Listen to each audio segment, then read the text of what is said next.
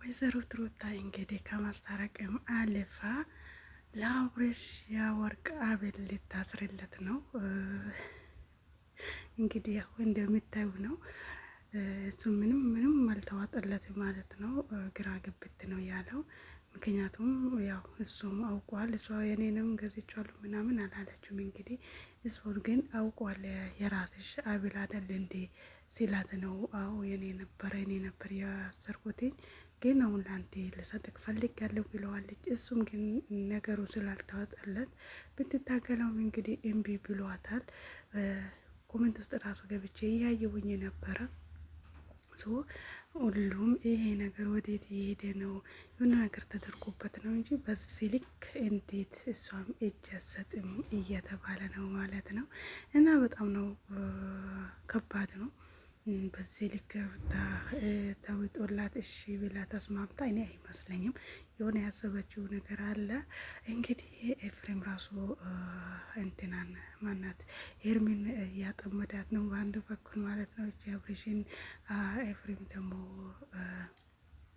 ሄርሜላን እያጠመደ ነው። ግን እስኪ እሱም ትላንት ቤቴን ይዤሽ ካልሄድኩኝ ያላት ነበረ። እሷም ደግሞ አልሄድም ትላንት ካልደበደብኩሽ ብለክ የነበረው ልጅ ዛሬ ደግሞ ተቀይረክ በዚህ ልክ ደስተኛ መሆን ተገቢ ነው እንዲህ ብላ እሷ ራሱ ሀሳብ ውስጥ ገብታ ነበር። እሱንም ቪዲዮ ይዤላችሁ እመጣለሁ ማለት ነው። ጥቁም ላደርጋላችሁ ብዬ ነው እንግዲህ ሩታን በዚህን ሰዓት ምን አስባ እንደሆነ እኔ አላቅም። መጀመሪያ እንደዛ ሲለምናት ስንት ወረቀት አምጥታ ስትሰጠው ወንድሞች ነው ብላ እነሱን ሰብስባ ይዛ ስትመጣ ስንት ሲለምናት ነበረ። እንግዲህ በምትለምነው ሰዓት እምቢ ያለችው ልጅ አሁን ደግሞ ምን ተገኝቶ በምን ምክንያት እሱን እንደዚህ ልታባብለው እንደቻለች ብቻ እኔ ግራ ገብት ነው ያለኝ። ለሁሉም ነው ግራ እያገባው ያለው። እሷ የሆነ ነገር አስባ ነው እንጂ በሰላም አይመስለኝም እየተባለ ነው ማለት ነው። ከመሬት ተነስታ ህይወቷ ውስጥ ነበረውን ሰው በአንድ ያስወጥታ ደግሞ አሁን እሱንም ጥታ ባለፈው ያው ቤት መቶ እስካላየው ልጁን ይዛለት አንድ ቀን መታ አታውቅም ነበረ። አሁን ደግሞ ልጁን ይዛ መታ እስካለችበት ደውላለት መቶ አይቶት ይዞት ነበር የሄደው።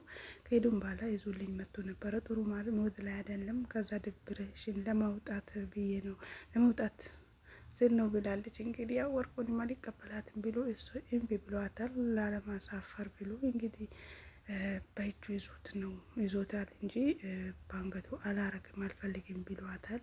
ምክንያቱም እሱ አላመነበትም። እሱ የሆነ ውስጡ የጠረጠረው ነገር አለ። እኔና አንቺን እዚህ ጋር ጊፍት የሚያሰጣጣ ነገር የሚያደርሰን ነገር የለም በዚህ ልክ እና ኤርሜላም ደግሞ ትጠረጥራለች። ምክንያቱም እንዴት በአንገቴ አርጌ ገብቼ እንዴት እሷንም ጌት ተቀበልኩኝ ይላታል። እሷም ጥሩ ስሜት ስለማይሰማት አልፈልግም አይቻልም ብለዋታል ማለት ነው። እንግዲህ እንደማይቻል ነግረዋታል። እንደዛም ሆኖ እየታገለችው ነበር። እንግዲህ ያው ቤተ መዛዊት ቆይቶ ደግሞ ሊለብሰውም ይችላል። እሷ ደግሞ እንደ ዘመናዊ ወጣት ትሁን ምንድን ነው እኔ ራሱ ስንት ነገር አይቼ ያሳለፍኩኝ አይደል እንዴ እሷ ስትሰጥቅ እኔ ዝም ብዬ ያሳለፍኩኝ ስለሆነ እሱ ምን ችግር አለው ብለዋለች ማለት ነው። እንደ ዘመኑ ወጣት መኖር አለበት እንደ ግዛዊ ብላለች። ምንም ቢሆን እኔ የልጅ እናት ነኝ ብለዋለች። እንግዲህ የልጅ እናቱ መሆኑን አምኖ ቢቀበልም ግን ጊፍቱን አምኖ መቀበል አልቻለም። አላመነበትም። ስላላመነበት እሱ ምንም ስላልተወጣለት እሺ ሊላት አልቻለም ማለት ነው። እንግዲህ ያው እጁ ላይ ይዞት ነው የሄደው። እስኪ ዛሬ ደግሞ ኤፍሬም ትላንት ምን እንዳደረገ በዚህ ልክ ደግሞ ደስተኛ መሆን እችን ደግሞ ቢስሚላ ማይላት ነገር የለም ማለት ነው። እንግዲህ እሷም ግራ እንደገባት ነው። መጨረሻውን እስኪ ለማየት ያብቃን። ሁላችንም በጉጉት ነው የጠበቅነው የእነሱ መጨረሻ ምን ላይ እንደሚደርስ ማለት ነው። እውነትም ድራማ ነው ወይስ ሪሊ ነው? ብቻ እኔ አላቅም። የእነሱ ነገር ግራ ነው የሚያጋባው ማለት ነው። እንግዲህ ባትወደደ ወርቅ አባቴ ላፍ አድርገህ ይዘህ መሄድ ነው። እንግዲህ ያ ውስጡ ላይ ያለውን ነገር አላህ ነው የሚያውቀው፣ እኛ አናቅም። እኛ ያየነውን ነው የምንናገረው እንጂ የሰውን ልብ አናቅም። ማንም የማንንም ልብ አያቅም ካላህ ውጭ ማለት ነው።